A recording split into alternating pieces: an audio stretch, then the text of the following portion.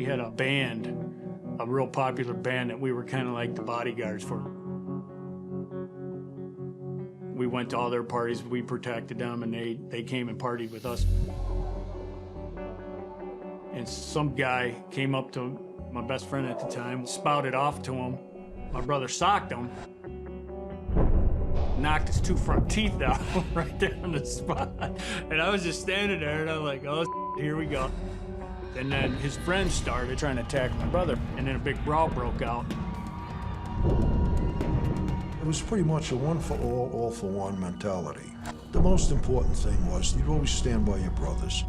You had to let the world know, don't with these guys. You don't want to see what they're capable of. 2 men had just assaulted Rick's brother. It was his duty as a member to defend club honor, no matter the cost. They got in a car, and they took off. They did something to my brothers. And I'm like, man, they ain't getting away with this. I told my wife, let's go after these guys. She was driving, and I'm like, just follow them. When you're on the hunt like that, you're like a dog chasing somebody, man. You want to get them. We pulled into the gas station. They were both sitting in the car, and I got out. I always carried this baseball bat.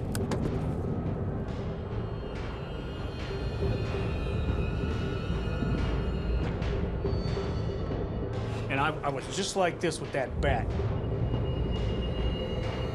His eyes, you know, like so big, and that's where I aimed for.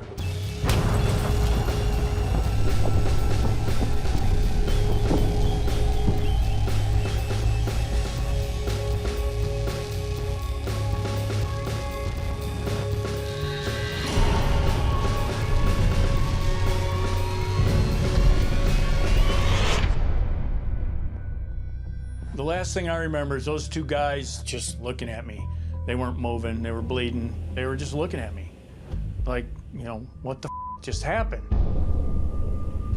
I don't think it's viewed in terms of being violent as much as it is being strong.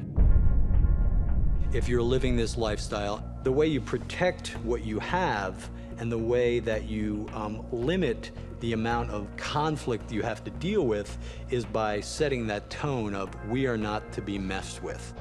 People knew not to with us, so we didn't usually have too many situations where we actually had to get down and dirty with anybody in a bar.